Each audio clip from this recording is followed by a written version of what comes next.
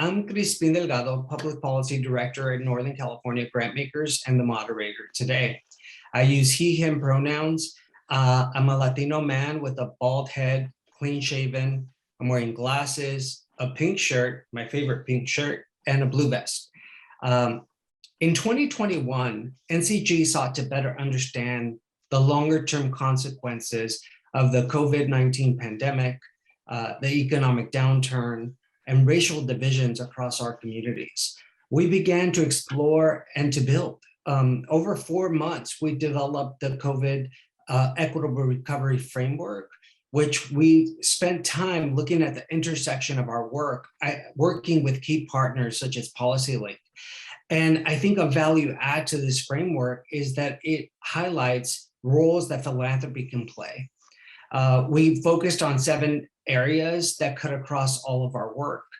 This year, we're focused on operationalizing this framework, engaging our members in our vision. Today's discussion is focused on protecting California's democracy. And what this means to us is providing a variety of safe voting options and protecting the integrity of civic processes, including census, redistricting, and voting. It also means building political and organizing power in communities of color. We must fight to attain and maintain an equitable democracy. I fundamentally believe that in the United States of America, voters decide. It is a fundamental cornerstone of our democracy. And no matter our color, background, or party, most of us believe that January 6, 2021 was a crime against our country and an attack on our freedom. Since then, there have been numerous politicians who have attempted or successfully passed policies to make it more difficult for communities of color to exercise their right to vote. Some would even argue that there are efforts in play to sabotage future elections. We must support the January 6th committee in investigating, holding to account everyone involved in this crime to ensure that it never happens again. We must continue to serve as advocates for voting rights, and we must stand strong to ensure elected leaders respect the will of the people. Last election, communities of color turned out in record numbers and made sure our votes were counted, and ultimately the will of the people prevailed. However, this has not stopped the machines of misinformation and disinformation. We must all stay alert and ensure our communities, including that of our sector, have a clear picture of the current threats and opportunities for our democracy this year and beyond. I want to begin by giving you a sense of this session today. We will first begin hearing from Steve Phillips, a national leader and longtime donor activist, who will give us a bird's eye view of what is happening nationally in the political landscape and how it relates to our work in California. Next, we have an exciting panel consisting of Jonathan Mitthestein from Common Cause, Kimmy Lee from Bay Rising, and Raul Macias from the Haas Junior Fund. This conversation will dive deeper into opportunities and challenges in California. Following the panel, we will be joined by Karina Moreno, Executive Director of the Mimi and Peter Haas Fund. She will help close our session by sharing why it is important for all funders to consider themselves democracy funders and why this framing is necessary to achieve a stronger democracy for everyone. So to start us off, I want to introduce our first speaker, Steve Phillips. He is the author of the New York Times bestseller, Brown is the New White: How the Demographic Revolution Has Created a New American Majority, and the forthcoming book, which I'm really excited about, How We Win the Civil War: Securing a Multiracial Democracy and Ending White Supremacy for Good. He is a columnist for The Guardian and The Nation and an opinion contributor to the New York Times. He is also the host of Democracy in Color with Steve Phillips, a color-conscious podcast on politics. Steve and his wife, Susan Sandler, have served in leadership roles in national progressive donor networks for decades. He is a founder of the California Donor Table and helped create the Texas Future Project, and served on the board of Democracy Alliance for 6 years. As Steve is sharing his presentation, please feel free to put your questions in the chat for Steve. We will have a few minutes after his presentation and before he has to jump off. Please join me in welcoming Steve Phillips. Take it away, Steve. Thanks so much. Trying to deal with all the realities of logistics and whatnot, and realized it was not even online and whatnot. It's funny, I was preparing today, look on a totally separate matter. I was trying to find an old email from somebody, and I came across an invitation to an NCG event in 2011. And so I think that qualifies me as a NCG OG. So I'm happy to be here and really appreciate the gathering, the work that everybody does, and to see so many folks here and focused on this topic. So we were saying, what is the state of our democracy? And I say the state of our democracy is fragile and under attack. And I wanted to share from this vantage point, we've been doing this work for a long time now, 4 key lessons in terms of what I think I wanted to share with the funding community. So first is that we are actually in a civil war in this country. So when the New Press approached me about writing another book, that dovetailed with Susan and I really reflecting back on our work over the past decade and on what we felt we had an impact on. So what we actually, so we were looking at this just around how we actually made changes. And so I told the New Press, I said, well, I'm interested in using a civil war as a theoretical construct to describe what's actually going on in this country. And 6 months after that, people carrying the Confederate flag and with T-shirts saying MAGA Civil War, January 6, 2021, stormed the United States Capitol to stop the peaceful transfer of power. I was like, well, this is not such a theoretical construct anymore. And so I think that that's an important and difficult reality to internalize. And there's a lot of implications for that. I think a lot of we don't like to think about our country as in that state. And in particular, I think a lot of donors don't, quite frankly. And so, but we are. And I think that the implication of that is that we have to fight to win. And I think that's a challenge to a lot of people, I think, in the philanthropic sector, is that there's a lot of philanthropy is guided towards trying to change the minds of people in power through studies and through analyses and through reports. That the people what we have to do is change the people who are in power. And if you come to terms with the fact that we are in fact in a civil war, and I hope that this helicopter outside is not attached to that, these people don't care about facts, they don't care about reports, they don't care about analyses, they don't care about the Constitution, right? 179 elected members of the United States Congress voted essentially to throw out the results of the 2020 election. That was an attempted coup on this actual democracy. Look back at the refusal to take up the Merrick Garland Supreme Court nomination, mandated by the United States Constitution. The federal judge's decision down to eliminate the mask mandate. If Congress cannot create an entity called to deal with the Center for Disease Control, and if it does not have power and authority in the middle of a global pandemic, then what is even going on here is what we're actually doing. And so you take that, and then you have the pending or decided Supreme Court decision around Roe v. Wade, right? Stare decisis and looking at prior decisions and never disturbing what had prior been decided was all well and good when it preserved the status quo that they wanted. But then now all of that is out the window. And so that is, I think there's just a few examples of the fact that we are not, I closed my book talking about a new social contract, and we do not have a common social contract that we are all connected to and bound to and follow. And the insurrection and the attempted coup was the perfect example of that. We had an election, we had an outcome, and there was an aggressive attempt to overturn that and overthrow that. And the majority of the Republicans in Congress and 147 members of people of Congress went for that. So I just think we have to come to terms with the fact that we are in a battle, we are in a fight, and we are actually in a war in this regard. And so that has a lot of implications then for philanthropy and what we should be doing as philanthropists.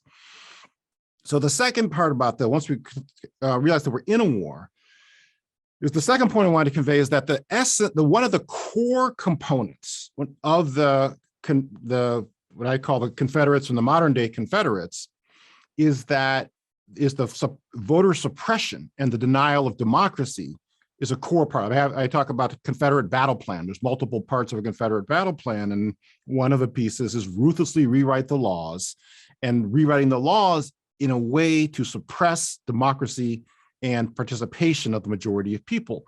And that's an important lesson as we think about, I think there's a lot of, kind of doom and gloom to a certain extent about where things are at and where we are going. So we have to hold in mind that while we are in a civil war, while the Confederates never stopped fighting, from shooting the president of the United States in his head 5 days after the supposedly surrendering, and never forgetting that the Civil War itself began with people refusing to accept the election outcome of 1860. But the reason they have had to keep fighting and suppressing democracy is because they're the minority of people. Right? In Mississippi and South Carolina, African Americans were the majority of the entire population after the Civil War. And so they had to suppress democracy. And so that has been a core component, and they've done it both through legally and through terrorism and examples. So just a couple examples of that I had learned about putting together my book.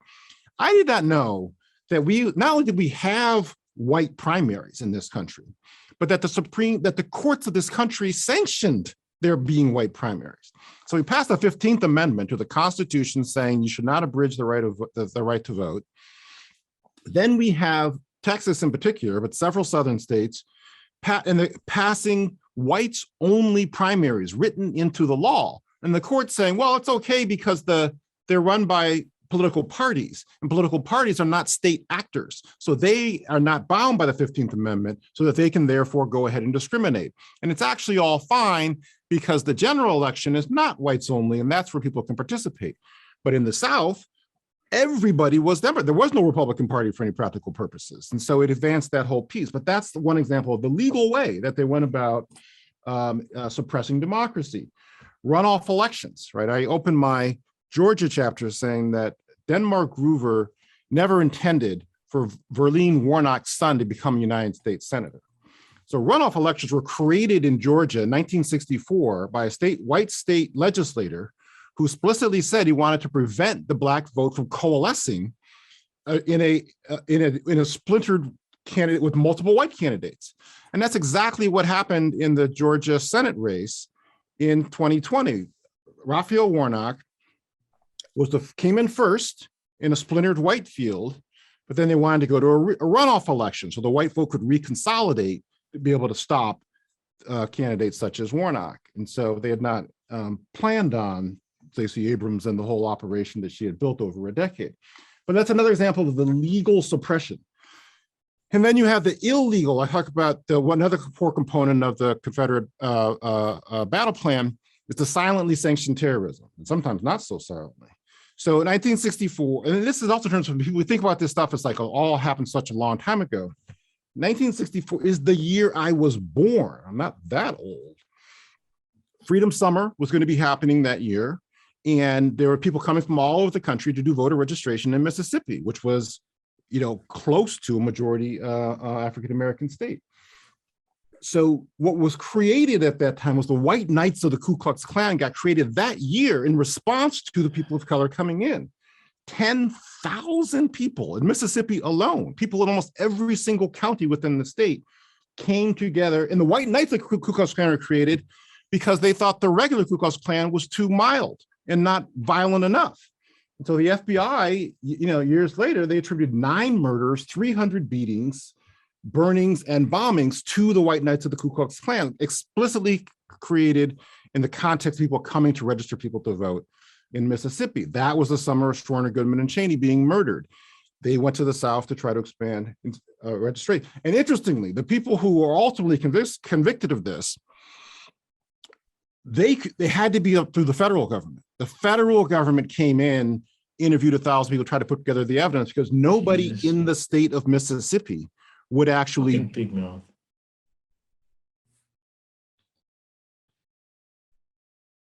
that nobody would actually come into Mississippi to do the law enforcement work to find the people who actually did this. And so this is like they're silently sanctioning the terrorism. And so that's another example of how the suppression of democracy has been fundamental, right? Even the Voting Rights Act, and we all celebrate John Lewis and Selma Montgomery, Edmund Pettus Bridge, that began by 3 murders. Jimmy Lee Jackson was part of a voter democracy march, tracked down and shot and killed by a state trooper while he was trying to defend his family. And so this is fundamental. And you take this all the way then up to all this whole spate of legislation in 2021 and 2022, voter suppression legislation across the board in these states that have large numbers of people of color. It's part of this continuum. So lastly then is that, well, just 2 quick last points is that the way to win this war is to expand democracy. And so that, getting again back to the Confederate forces, those who want this to be a straight white male country, Christian nation, are not the majority of people. And so that's why they have to suppress democracy. The way that we win is we have to expand democracy. And that's what we saw in we've seen over the past decade in places like Georgia and Arizona, and then before that in California. And then I feature the results in San Diego, how San Diego's had a political transformation. It used to be a conservative bastion and base for conservatives across this country. And then now it is far more progressive. And it's an example of what's happened in California as people of color have come into the electorate and have transformed the composition of the population, even though a lot of progressive strategists don't even fully grasp this. The majority of eligible voters in California are people of color. And so you actually do not need all this obsession with how do you kind of win over white voters is fundamentally empirically unsound. And so just the very last point is that I think we have to broaden our conception of who we see as leaders. In that Isabel Wilkerson talks in her book about, in her book Cast, about we are all actors on a stage that was set long before we arrived. And everyone knows who's supposed to play what role, who's center stage, who's the sidekick, et cetera. And so the fact that we have had 46 presidents, 45, all of them men and 45 of them white men is just evidence that the role of president is played by a white man. The role of strategists and data geek are not played by people of color in terms of what our conception is. That's why it took so long. My wife and I were the first supporters of Stacey Abrams 10 years ago, and it was a lonely bandwagon back then. People did not understand and did not believe that somebody who looked like her, came out of that background, could lead the work that would transform and would flip the country. And so that, I think, is another key piece. We have to broaden our conception. And if you look at and then this concept of entrepreneurs, we worship entrepreneurs in this society. There's all these, recent movies on, Uber and WeWork and whatnot. But in doing the research, so Andrea Guerrero in San Diego is an entrepreneur. She created Line San Diego, built it from scratch. We helped get her first $25,000 grant. She's built it into a multi-million-dollar operation from scratch. That's an entrepreneur, and they have transformed the politics and the policies and directions of San Diego. So those are the core messages. And then I just want to offer as a resource that the California Donor Table. And that is what we do at the California Donor Table, is try to find those groups, those leaders, those individuals who are doing the work to expand democracy, to change the public policy priorities within the state. And so, the efforts like Million Voters Project, California Environmental Justice Alliance, Working Families Party, locally, Lift Up Contra Costa County, Communities for New California. Those are entities that we funded that do not necessarily look like those who have played this fundamental role, but who have done the work to expand democracy. And that is the fundamental strategy that has worked and will work to win the civil war that we're engaged in. Wow, thank you so much for that. Just one quick question for you. In the past, you've talked about a multicultural democracy. What do you think is still needed to achieve this in the United States? So So one of the chapters of the book, I talk about a liberation battle plan. So there's been a Confederate battle plan. There's also been a liberation battle plan, which had core components, really four core components. Well, a level 5 leader, I borrowed that concept from Jim Collins's book, Good to Great. Strong civic engagement organizations, detailed data-driven plan, and playing the long game. So getting civic engagement organizations who are dug in and doing the work of expanding the electorate is the core component. And that is what has taken place in all of the places that have flipped over the past decade and gone from Confederate to conservative to progressive. Virginia, Georgia, Arizona, San Diego, Harris County, Texas, all of them have had strong civic engagement organizations built from scratch to become multi-million-dollar operations who did the work to expand the electorate, and then that is what has transformed the composition of those regions. Great. Thank you so much. And I know you have to jump off. We really appreciate your time and your insights. Yeah, and I don't see any additional questions, but if they do come up, we will be in touch with you, Steve. You know how to reach me. Thanks so much for having me. I appreciate it. No, of course. Thank you for coming. Great. So now, next, we have a great panel planned for you. In this conversation, we're going to go a bit deeper into what's happening in California that we must be aware of. With over 30 years of organizing and alliance building experience, Kimmy Lee is the director of Bay Rising Action. Kimmy was the national coordinator of the United Workers Congress, a strategic alliance to build power for excluded workers and their national independent worker alliances. She was a senior fellow at the Movement Strategy Center with a focus on building national strategic alliances and creating intersections for different social movements. Jonathan Mitthestein is a civil rights attorney and longtime democracy reform advocate. Jonathan became the executive director of California Common Cause in 2020, following 10 years on the organization's board of directors. Prior to becoming ED at Common Cause, Jonathan served as the head of voting rights and census program at the civil rights organization Asian Law Caucus and as a voting rights staff attorney for the ACLU of California. He was also the chair of the Oakland Public Ethics Commission. And to round out the panel, we're joined by Raul Macias, who joined the Haas Junior Fund in early 2021 as the Democracy Program Director. Over the past decade, he has helped lead democracy reform efforts for the Brennan Center for Justice and the Voting Rights Project of the ACLU of California. And these positions, he played a leadership role in advancing legislation, litigation, and advocacy on issues from ensuring broader, easier access to voting registration to the successful implementation of the Voters' Choice Act reforms enacted by the state in 2016. So I will kick us off with the first question. And we'll start off with you, Kimmy. California election season is here. What should funders be aware of? So much. So again, thank you for having me. My name's Kimmy. I'm a short Asian woman with short black hair. And basically, I wanted to just kick off to give people the picture of what is happening in California, because I think we all assume California is so progressive, we're blue, everything's great here. But in reality, when we look at the 2016 election, the 2020 election, 1/3 of California voted for Trump, 1/3. So 8 million voted for Biden, but 4 million voted for Trump. So California is not the blue kind of like perfect place that we all think about. So the idea though is that there are definitely forces that are working against social justice issues. So everything that Steve was talking about the racial dynamics and things going on in our state, like the importance of local and connected to federal is basically all the federal things that get put into place in terms of resolutions or legislation. It doesn't mean anything until it's actually implemented at a local level. So immigration policies, healthcare, education, like all these things don't directly trickle down. So it really depends on your local leaders and who is in office making things happen locally.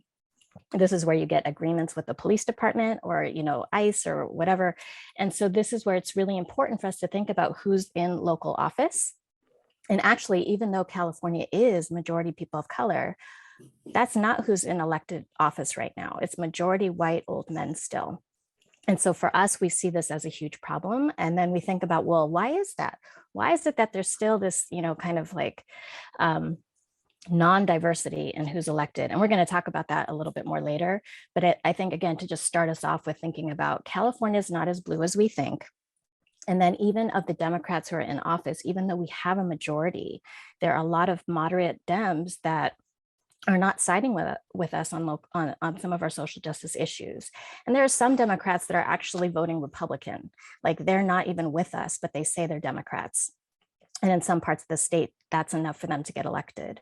So I think we just want folks to really feel some of the federal attacks that are coming down with Roe and everything else, that it really is important about who's in office locally. So I'll stop there and pass it over to, is it Jonathan? Yeah, Raul. Okay. Next. Thank you. Hi, everyone. Thanks for having me. Raul Macias. My pronouns are he, him. I am a tall Latina man. You can't tell I'm sitting, but I have short hair, short beard. I'm wearing my one pandemic shirt. I thought I'd start with just, I'm not a political scientist or a psephologist, but there's a pretty safe assumption during midterm elections that we're going to have lower turnout than in the general election. And when we have lower participation elections, what we know is that they tend to be far, far less representative than in higher turnout elections. And so looking back at the last 20 years in California and looking at the drop in turnout that we see in the midterms, it's significant. And there's a pattern. And in looking at 2002, the drop off from the 2000 presidential election was 16 points. In 2006, that drop off was 18 points. In 2010, that drop off was 15 points. In 2014, we had a historically low election. In fact, the lowest election on record. When the turnout dropped in the 2012 presidential election, reached 25 points, and just 31% of eligible voters turned out. Since then, thanks in part, I think, to some of the new reforms and competitive races and voter enthusiasm, and then a lot of organizing work, California had its highest midterm turnout in more than 3 decades in 2018. Just over half of eligible voters participated. I mean, just barely over half. This was the highest turnout in 36 years for a midterm. And even with that historic turnout, there was an 8 percentage point drop from the 26 presidential election. So the relatively high turnout in that election was followed in 2020 general election by the highest turnout in the state in almost 7 decades, where 71% of eligible voters participated. So what do we make of that? Looking at 2022, so I think there's a lot of evidence that sending every voter ballot, which California is going to do, it lowers the cost to voters of participating and can improve turnout, especially in low turnout elections. And so there's some reason to be optimistic that California can sustain its trajectory of higher participation, but it's going to be so important, and especially in the midterm and in other lower interest elections, to support voter engagement, to motivate voters. At Haas, we're supporting county and regional civic engagement tables throughout the state, as organizations like Kimmy's, Bay Rising, that are seeking to organize and educate voters year-round and have a record of improving turnout amongst lower propensity voters of color. We're also supporting members of the Million Voters Project that Steve mentioned. That alliance works to coordinate mobilization of new and infrequent voters around the state. So those are some of the things funders can do right now to support the groups on the ground that are going to be talking to voters. I also want to mention, just in thinking about how Californians are voting this year, there are 12 states that are adopting the Voters' Choice Act this year. That makes 27 counties across the state. In this model of voting, it relies on a lower number of in-person voting locations. It's a significantly lower. It's about 90% fewer in-person locations to vote. A recent report came out from PPIC and the Center for Inclusive Democracy, looking at what impact this has on voters of color, and they found that even accounting for increased participation that comes from mailing every voter a ballot, that Black and Latino voters voted at a lower level than white voters in those VCA counties, and they attributed this to controlling for other factors. It was eliminating polling places, having fewer in-person polling places. And so we're also supporting groups that are monitoring the Voters' Choice Act implementation and that are doing education outreach work. And so I would encourage everyone to keep their eye on what's happening in their counties. There are big counties that are adopting this: Alameda, San Diego, Riverside, and just not all of the counties across the state have great track records when it comes to community engagement, voter education, and language accessibility. So that's something I think to keep your eye on. And I would just really echo what Kimmy said about the importance of supporting local work. And from our perspective, it has advantages for funders too, that it gives us opportunities to experiment with new tactics and research and share those policies and what we're learning. And by investing in local work, Kimmy talked about the importance of local leadership, and those leaders, there's school board member today, could be a city council member, assembly member, and Congress member down the line. And so there's that kind of long-term dividends from investing in that work. And I think it also allows our funds to go further. We were talking about local races with folks that are making important decisions about our lives and our communities, that races that might be decided by a few hundred votes versus at the state level where we're talking about tens of thousands or millions of votes that separates from these races. So those are some of my thoughts, and I pass it to John then. Hi, everyone. Good afternoon. I'm Jonathan Mitthestein. I'm the executive director at California Common Cause. I use he, him pronouns. I want to add a few thoughts to what Raul had to say. But first, I'm a biracial Indian American man. I have healthy eyebrows, a short beard, and medium length dark hair. So I think that I will be very brief on this question because I know we have a lot of good stuff to get to, but I just really want to underscore something that Raul was pointing to, which is that there is a quiet revolution happening in how California votes. Too few people know about it, and we don't fully understand the implications for representation and power. More and more counties are adopting the Voters' Choice Act. And I think over the course of 2024 and 2026, the state will move entirely to voting by the Voters' Choice Act. And it just has all sorts of consequences that we don't fully understand. So if I were to ask everyone here how they think the majority of California voters cast their ballot, people would probably say that they voted by mail, and then maybe the second most likely guess would be they voted in person. Both are wrong. In fact, over 50% of California voters voted via a drop box, dropping off their vote by mail ballot at a drop box or a voting location. Mail was second, in-person voting was third. So there's all sorts of implications about how we treat vote by mail using drop-off boxes that we haven't fully unearthed at this point. It's also the case that less than one in surveys, less than 1/3 of eligible voters that are using the Voters' Choice Act report being aware that any voting changes have occurred in their county of residence, with Latino and Asian American voters reporting any sort of this knowledge about changes in their voting system at the lowest levels, right? So we have all sorts of changes going on in how people vote, and we're not sure of what the consequences are for representation, and it doesn't appear that the voters are coming along with us. I just want to underscore in closing Raul's point that the Voters' Choice Act appears to be increasing voter turnout overall in the counties in which it's implemented, but it's increasing voter turnout among older and whiter communities more, meaning that while it's increasing voter turnout overall, it's actually worsening voter turnout disparities, which is our core concern and the core concern of so many of you on this call. So we really have to keep our eye on the ball, not just in terms of what we're voting on, but also the mechanisms of our democracy in California. Great, thank you. In recent years, traditional and social media have upended party lines and influenced election outcomes. What should funders know about this phenomenon? We'll start with Raul. Thank you. I struggled with this question a bit, and not sure that I'm expert in this, but one thing I found, as I've been digging into this and thinking about how we might engage in this area, that there's a lot of evidence that social media actually is contributing to increased partisanship. So instead of think about it as upending party lines, that there's polarization that's happening from that's one of the things we're seeing from social media, that there's a lot of evidence that social media is increasing polarization, and maybe that's not circulating along party lines, but it's also contributing and exacerbating the problem. And contributing, I think, to the erosion of just trust in our institutions and rejection of facts, the rejection of democratic norms, spread of fear, and we even saw, as you talked about, Christine, it's contributing to political violence. And so those are some of the things we're watching. I wanted to just talk about one way that the House Junior Fund engaged in 2020 around helping organizations reach voters through social media.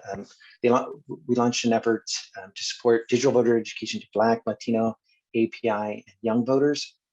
The goal of the project was to use qualitative and quantitative research to identify ideal messaging to different communities, and then to use that research to create culturally relevant creative content and disseminate those through anchor organizations to a network of trusted partners in each of those communities. And that project had a number of successes. We heard back from our partners that they felt it increased their capacity to do digital communication, and the grantees appreciated the research that came of that. We heard that the content that was created was culturally relevant, and folks reported they felt seen and represented in that messaging. And we also saw in the data that was able to be collected that there was success in getting that message out, and success in using community influencers to get the message out. And we also learned some lessons and that we're going to think about before 2024 in terms of bringing some of this work back. Some of that was just to start early in this work, and especially we heard from organizations that navigating some of the rules especially on Facebook, to the sort of complex content rules. It's really important to create these partnerships early. The groups that got the messaging and content and disseminated it, they really wanted to be involved from the start of the project and not just have the messaging passed down to them. They wanted to be involved from the start of the project and developing the research and the messaging. And we're interested in even more targeted messaging than what we were able to create. They wanted real targeted messaging when it comes to age, gender, and regional, and country of origin. And so we learned some important lessons, and we're going to think about that before 2024. I think I'm kicking it to Jonathan. Yeah, I mean, I want to comment on upstream sort of sources of the problem that Crispin is mentioning. So we are witnessing an ongoing collapse of California's local and ethnic media sectors. Over the course of the last 15 years, we have lost a quarter of California's newspapers. We have lost 50% of California's newsroom staff. There are emerging regions and communities within California that are effectively news deserts with no source of local or community-rooted news.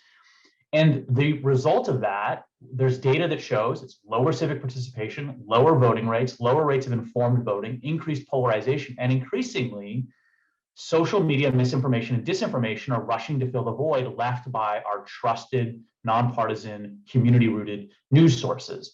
So California Common Cause has started a new program area on media and democracy. And we have been experts on the traditional sort of democracy toolkit for a long time: voting rights, redistricting, money in politics, government transparency. And we've just become aware that if we're not paying attention to media and democracy issues, the collapse of local and ethnic media, and the increase in misinformation and disinformation, we're missing maybe the challenge of democracy in this modern era. And so it's not something where there are a lot of funders. I can tell you that firsthand from my own experience trying to fund a new program area. It's an area where there aren't a lot of experts. I think that if you were to say, hey, listen, we want to increase voter turnout or access to voter registration, you could go to a half a dozen people and get a laundry list of policy solutions. That's not true on misinformation and disinformation. It's not true on media and democracy issues.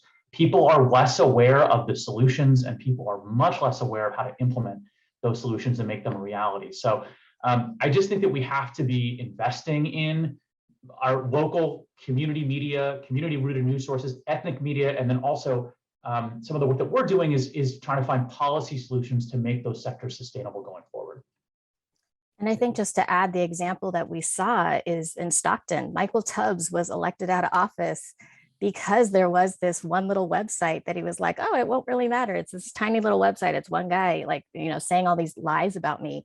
He thought, the truth will be stronger. And actually it wasn't. Like, that one little website messed up, right? An amazing kind of like local effort to have leadership that reflects the area. So The other big thing I want to bring up is narrative and communications in general. So, yes to what both of my panelists, co-panelists have said, but we need to be pushing stronger on our narrative and our story, because the other side has been doing it for 50 years. And they've been talking about how it's the poor's fault that, our social structures are breaking, and, all the different things that they talk about, filled with hate, totally racist, totally all these different things. We haven't had enough to push our narrative. And now the fact that like all the different media sources are owned by old white men and, like rich people, like all of that is influencing what's going on locally.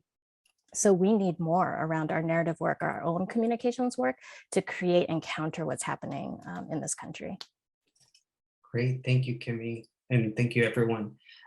In 2020, we saw unprecedented voter turnout in communities across the country, including here in California.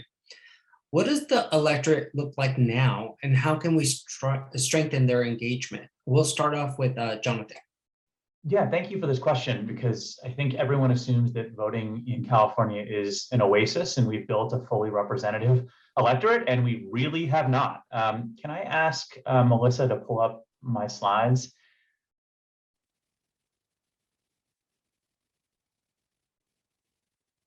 Perfect. Yeah. So I'm asked, while Melissa's working on that, I'm asked a lot to present on California's electorate and on California voting laws. And I think a lot of times the assumption is that everything is great, that voting in California is golden, i.e. the golden state. It's supposed to be a pun. We made a lot of progress. We've passed automatic voter registration, same-day voter registration, pre-registration for 16 and 17-year-olds. We've passed the Voters' Choice Act. We've passed universal access to vote by mail. And there have been some positive impacts of passing all of those landmark voting rights laws. So for one of them is the fact that our voter registration rate has climbed very substantially. A growth of about 15% may not look like much, but it is monumental actually in the voting rights universe. And so that's an example where we've made progress. If you go to the next slide, here's an area where we haven't made that much more progress. The more important metric of actual voter turnout, despite the fact that we've implemented all these laws and despite the fact that we've increased voter registration, our voter turnout continues to track with or be lower than the national average. So we're not actually seeing increases in voter turnout. And then if you go to the next slide, here's where voting in California is decidedly not golden. We have deep, persistent voter participation disparities on the basis of race and age. This bar chart represents the voter turnout gaps by race, with Latino and Asian American voters consistently voting at substantially lower rates than the electorate as a whole, with those disparities deepening in our midterm election cycles. If you go to the next slide, the same pattern is represented for our young voters.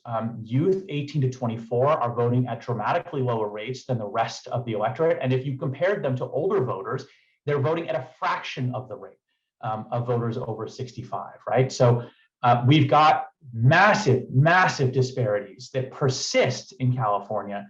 You're looking at a decade of data. And over that decade, we have passed every major big ticket voting rights reform that is on the voting rights wish list.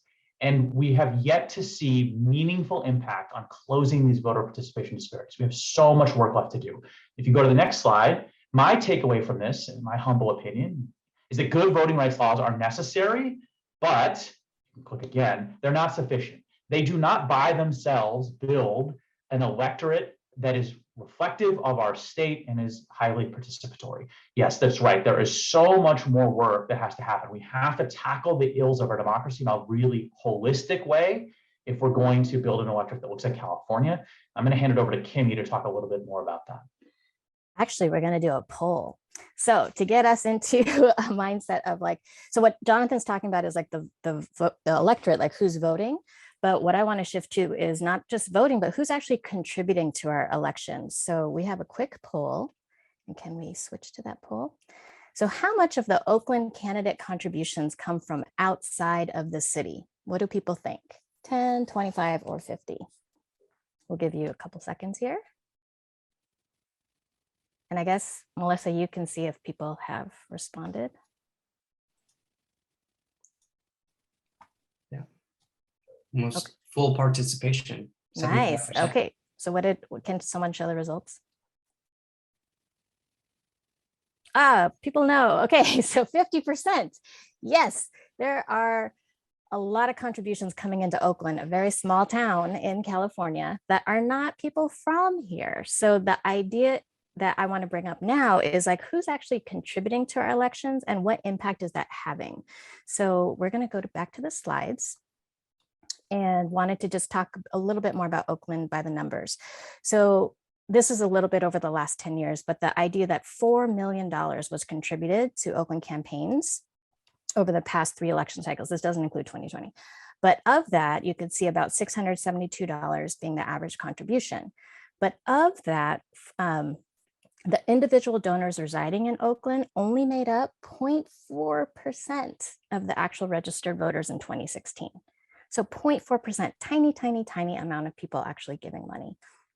And so when you look at the money from 2014 and 2016, 93% of the candidate money from Oakland residents came from only 0.9% of the people in Oakland. So that means less than 1% of the population in, or the city residents gave 93% of the candidate money. So next slide. So here is this idea of like, so where's the money coming from? You can see mayor, city council, school board, half coming from outside of Oakland itself.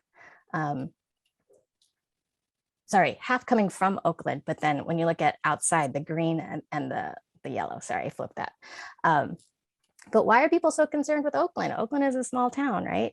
And I think this goes back to what we were saying about there are changes happening here in California, and that does influence what's happening in the rest of the country.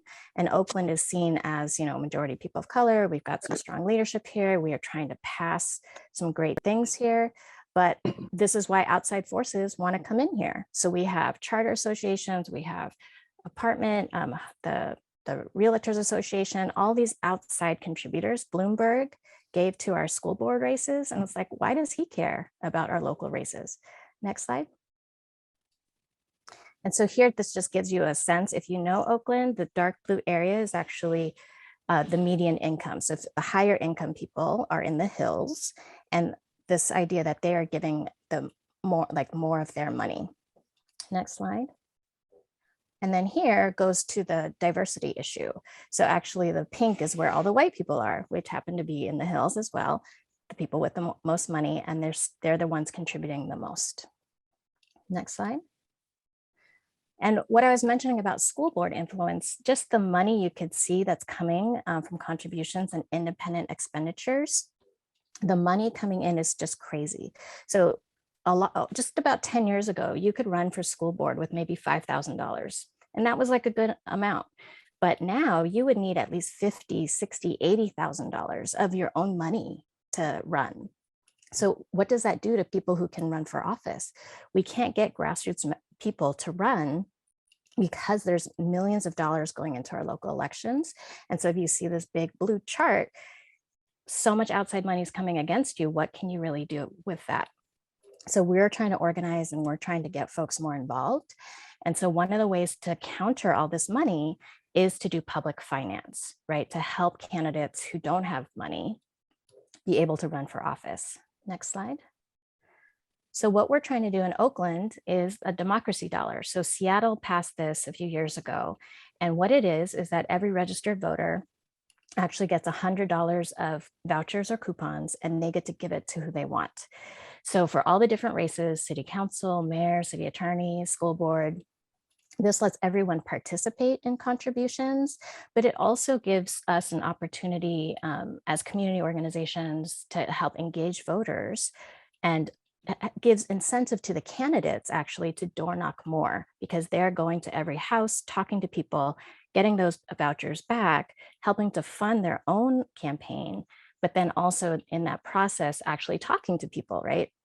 Because if all your money is coming from a corporate donor, if all your money is coming from, one person, at the end of the day, you're going to be accountable to that one person or that corporation. And so what we're trying to change is the way elected see contributions, as well as the way that we interact with other voters, right, to get them more engaged.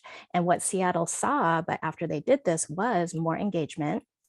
from areas outside of the hills, like, so if thinking the Oakland example, how do we engage people in the flatlands? How do we engage more people of color? How do we engage people that just, are so detached from elections right now and think, oh yeah, that's not, it doesn't matter what I do. Now everyone will have $100 of vouchers in their house. And so as we door knock, we can say, hey, give that to candidate A, B, or C. And that gets people more connected and more involved on both sides.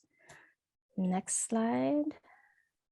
And so I think I just wanted to bring up, our coalition has over 30 grassroots organizations that have been doing this work, some of them 40, 50 years. And so what we're talking about, the idea of long-term organizing, because all of these things, all these changes and what we're trying to do is not going to happen quickly, but we need the organizers on the ground to help make things real. And so, even though we pass all these great laws, living wage, paid sick leave, healthcare, all these things don't matter if there's actually people don't know how to use it. And the Voting Rights Act, if people don't know how to use it or know that those protections exist, it's not real. So having community organizations on the ground, doing the door knocking, talking to folks, this is what the investments we need to help our democracy and help our communities grow.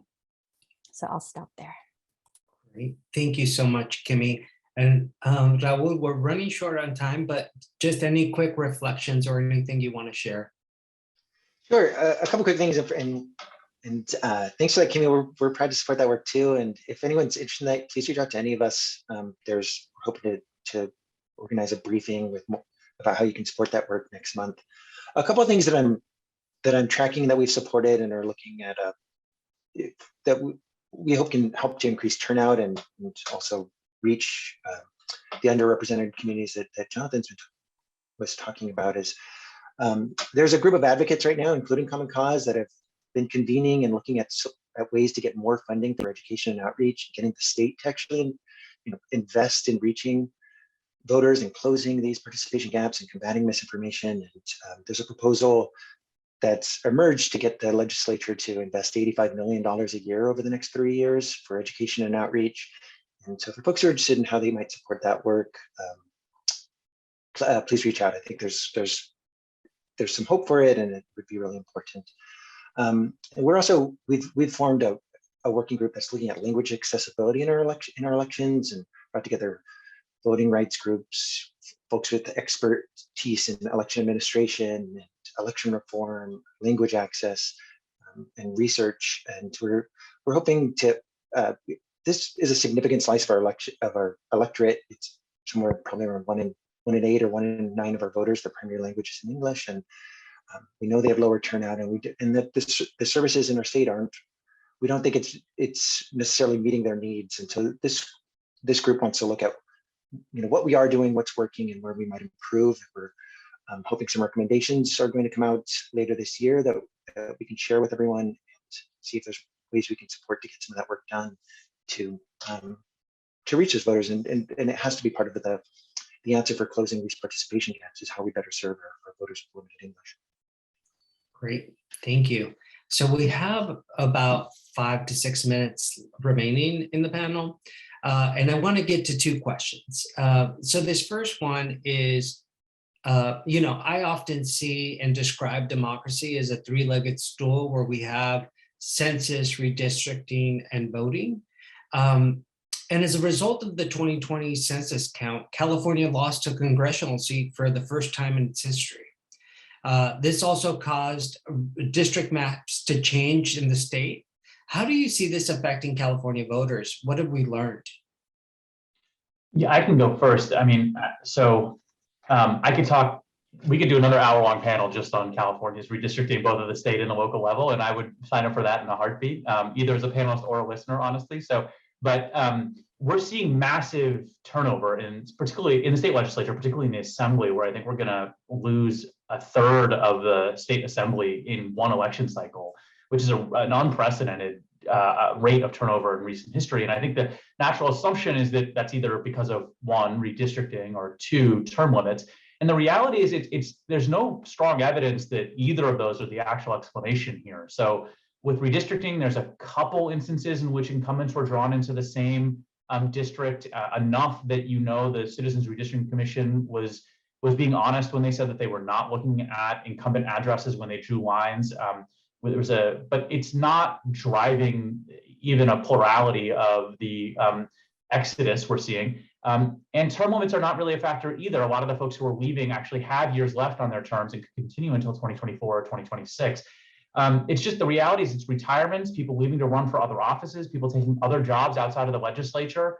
And the macro level, I think, impacts of this, we're not experts anticipate there won't be substantial change with respect to who holds power in the state legislature. The new maps probably draw significant Democratic supermajorities, such that it existed similar to what existed for the last decade. But it's the set pieces that are going to change. Who holds powerful, who chairs powerful committees, who chairs powerful caucuses. Eventually, it will implicate who holds the leadership positions. So those things will change, but I don't think we're going to see meaningful change in the Dem versus Reeve ratio in the state legislature.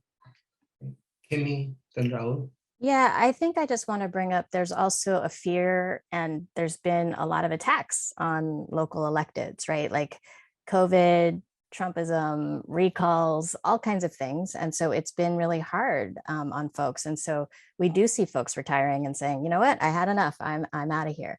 So on the flip side, it's an opportunity. And it's like, okay, so how can we now change who's in office? Like the thing I put in there about like diversity of electeds, still old white men are the majority. So can we get more folks of color, women to run? But it goes back to what I was saying is those folks aren't independently wealthy. And because money in politics is so strong, it's difficult for someone to just walk up and say, okay, I'm going to run because I'm going to put my family in debt, or I need to like find, some funder or donor who's going to give us money. And then it goes back to then who am I accountable to? So you have a few people who are saying, I'm not going to take any corporate money, right? But then it's really hard for grassroots candidates, right? So I think thinking about the money in politics is such a huge problem and a structural barrier for folks to run. Great. Raul, anything you want to add before we go to the last question? I'll just quickly, one of the things that that came out of the redistricting process from the lines that the California Redistricting Commission drew is that there's an opportunity for significantly increased representation for the Latino community. That there are a lot more Latino majority districts. There are the Latino majority congressional districts went from 10 to 16 in the Senate side, from 7 to 10 in the Assembly, from 17 to 22. There's at the local level that there are also more Latino majority districts, countless more, in some, including the first Latino majority district in the Board of Supervisors in Orange County. So these are things to keep your eye on, and for potential for increased representation. This doesn't happen on its own. It takes leadership development and organizing, voter engagement, and all the things that make it actually happen. But it's something to track over the next decade, this opportunity. Great, thank you. I would consider this next question the lightning round, like first reactions.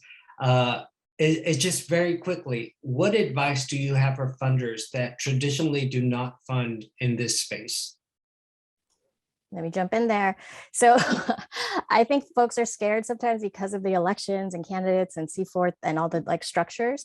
But what we're saying is there's lots of stuff that needs funding. So communications, narrative, the long-term organizing, the making things on the ground real for people, all of that needs support, and organizing doesn't get enough. Like a lot of services get supported or policies. And I would say we have tons of great policies here, but they are not real for people until they understand it, know it, can read it in their own language. So I would just say communications, narrative work, organizing are all part of creating the foundation to have a healthy democracy.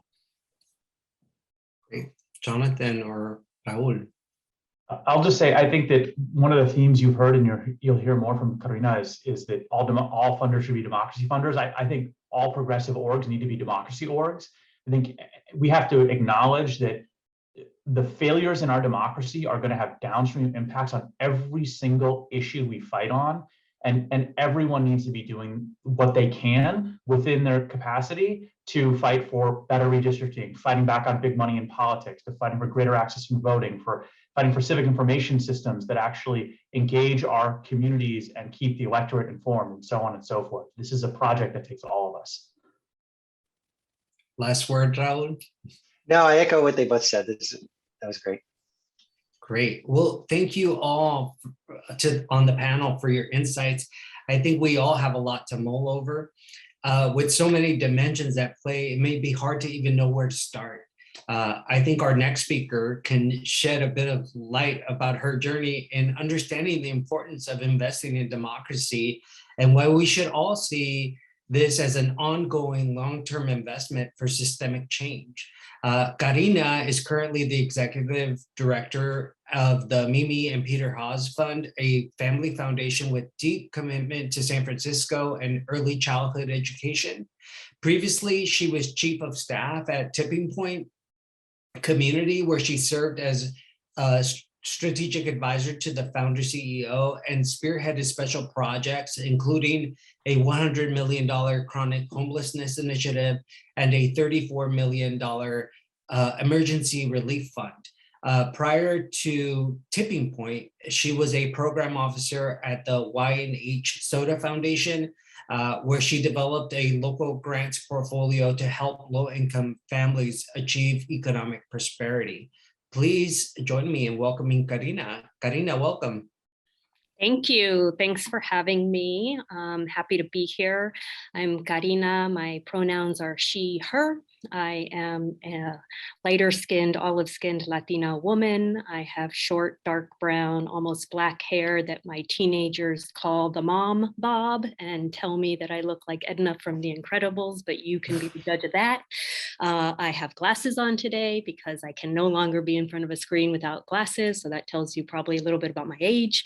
And I'm wearing a black blouse with white polka dots.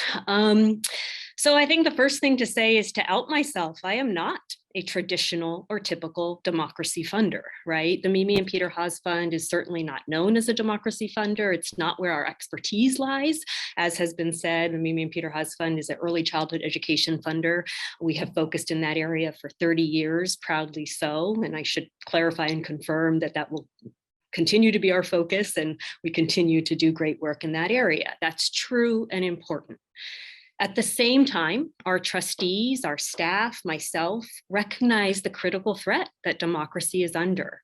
And historically, our fund has, I would say, provided modest investments in the democracy realm, right? Supporting organizations to strengthen democratic institution, increase civic participation here in our backyard of San Francisco and the Bay Area.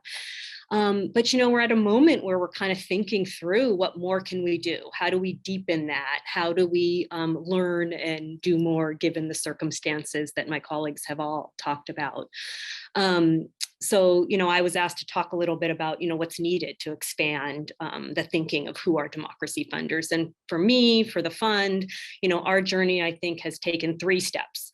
The first is a little bit of what we're already starting to touch upon, which is expand our thinking of who a democracy funder is. And so, I may not have a big splashy portfolio that names itself Democracy Fund, but I consider myself a democracy funder because it is a foundational, cross-cutting, intersectional issue, similar to racial equity. And another way of saying that is, as an early childhood education funder, we are not going to achieve our goals in that realm if democracy unravels before our very eyes, right? So whether you're a funder that focuses on housing and homelessness, workforce development, economic security, arts and cultures, environment, whatever the case may be, and of course, there's a strong argument for focus and strategy, I do think we can all play our part around the edges in ways small, medium, and or large. And, I should clarify for those funders that do have, strong portfolios and focus exclusively on democracy, more power to them, and they should do more, and we invite more of those. But I think, it was interesting to hear Steve Phillips say we need to broaden our concept of who is a leader. I guess what I'm saying is we need to broaden our concept of who a democracy funder is. And I invite all of us to think of ourselves that way, which leads me to step 2, which is learning. Really digging in and understanding what's at stake, what the issues are, talking to experts like Jonathan and Kimmy and Raul and others. So even being here today, and spending an hour and a half learning about what's going on in our state, what are the buckets of work, I think is vitally important. And then step 3, I think, is identifying what are those inroads and on-ramps for your institution, for your foundation, for your trustees. I will admit, democracy, I think at first feels a little overwhelming, too big, too broad. What? My little small family foundation has no role to play there. It's too big. But I think part of it is, breaking it up into bite-sized pieces and figuring out where your inroad is.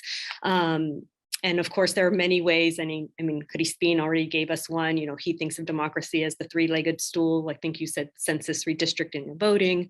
I've been learning a lot and thinking of it. Our friends at One for Democracy have 4 pillars where they talk about strengthening institutions, protecting voters, combating misinformation, and increasing civic participation, right? There's many ways to think about it, but then once you kind of wrap your head around it, what's the inroad for your institution? For us, where we are right now, our trustees it is kind of in the civic participation, civic engagement, political participation, but bucket. And we heard Kimmy say that, organizers need all the help they can get. So looking in that realm, if that is appealing and attractive to you and your institution. But there are others. And I think the main point to make is that this issue, I think, is foundational and important to all of us, and there are ways to get involved. So, you'll hear me out in the world calling myself mainly an early childhood funder, but going to start adding democracy to that label as well. And I'd invite the rest of you to do so as well. Great. Thank you so much, Karina. What a incredible call to action. And I know that at NCG, we recently provided a 4-part series on C4 expenditures and really thinking about our investments as an ecosystem and how we can collaborate with one another to really make a difference and to support groups like Bay Rising and Common Council that are just so critical in helping us understand what's happening and how to interpret those different actions that are happening. So thank you, Karina, I appreciate it. And thank you to Steve, Kimmy, Jonathan, Raul, and Karina. Each of you lifted up a lot of useful information for our audience. A core takeaway for me is that no matter what social issue we want to impact, we need equitable policies and strong, diverse representation at the highest and most local levels to make it a reality.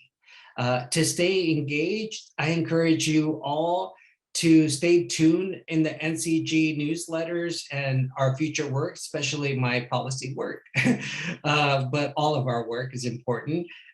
Join Common Cause for the informative webinars. Listen to Steve Phillips' Democracy in Color podcast, and also visit Bay Rising's website to learn how you can support their efforts. Thank you, a huge thank you to Melissa, who was helping out in the background. I appreciate you and I appreciate your contributions to this panel, and Neftali for helping bring us all together. Lastly, I want to thank you, the audience. I hope you enjoyed day 1 of our conference, and please join us tomorrow for day 2. We promise there will be more equitable recovery discussions that we hope you find enlightening and that you have an opportunity to connect with your peers. So once again, thank you everyone and enjoy the rest of your day.